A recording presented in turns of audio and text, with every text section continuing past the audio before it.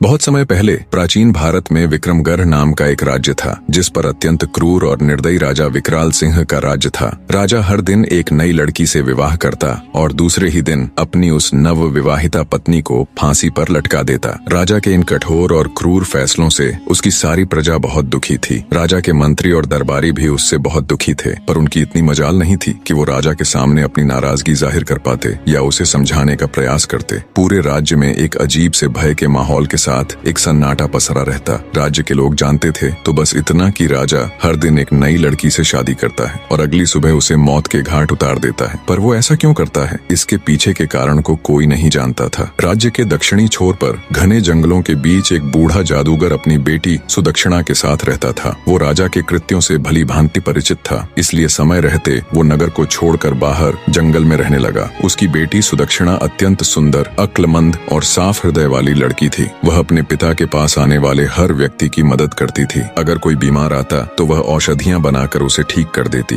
अगर कोई दुखी आत्मा उसके पास आती तो वह अपनी बातों से उसे सुकून देती। एक दिन जब जादूगर को किसी कार्य से नगर जाना था तो सुदक्षिणा भी जिद करके उस दिन अपने पिता के साथ चल पड़ी। जब दोनों नगर के प्रवेश द्वार पर पहुंचे तभी नगर से रोते बिलखते, राजा को बद्दुआएं देते लोग आज फिर से उसके द्वारा फांसी दी गई एक लड़की के शव को उठाए आ रहे थे। बूढ़े जादूगर ने उनको देखा तो उसको सारा माजरा समझते देर न लगी। उसने तुरंत अपनी बेटी को वहां से चलने के लिए कहा, पर सुदक्षिणा ने जब उन रोते बिलखते लोगों को देखा तो उसका हृदय द्रवित हो उठा। वो बोली, नहीं पिताजी, पहले मुझे ये जानना है कि ये लोग क्यों इतने दुखी हैं और क्यों ये राजा को भला बुरा कह रहे हैं। जादूगर के बहुत समझाने पर भी वो वहां से नहीं गई। कुछ लोगों से जब उसने इसका कारण पूछा तो लोगों ने उसे एक बार के लिए अजीब निगाह से देखा और बोले, क्या तुम्हें कुछ नहीं पता? सुदक्षिणा के मना करने पर उन लोगों ने अपनी पूरी पीड़ा भरी दास्तान उसके सामने कह सुनाई। सारी बात सुन सुदक्षिणा एकदम सन्न रह गई। कुछ देर बाद वो अपने होश संभाल अपने पिता से बोली, पिताजी, मैं राजा के साथ विवाह करना चाहती हूँ। बेटी के मुख से ये बात सुन जादूगर सकते में आ गया और बोला,